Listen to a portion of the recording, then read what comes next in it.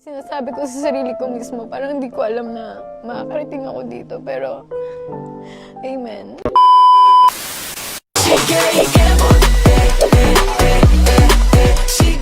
We witnessed how this show grew from day one up into where we are now shooting season 2, and so parang because of that it made us a lot closer. Mataas talaga po expectation ng mga tao. So, yung iniisip ko talaga tanggap ba ako ganun? Okay daw.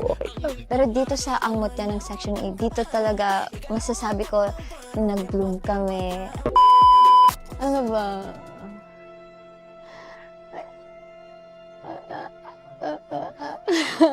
Ano ba? Ete.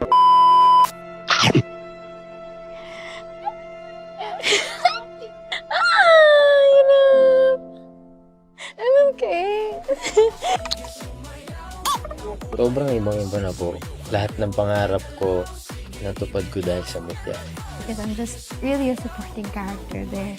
So all of these blessings, they came unexpected. I expected to be big, pero hindi ko in-expect na ganon talaga kalaki. Maraming salamat po.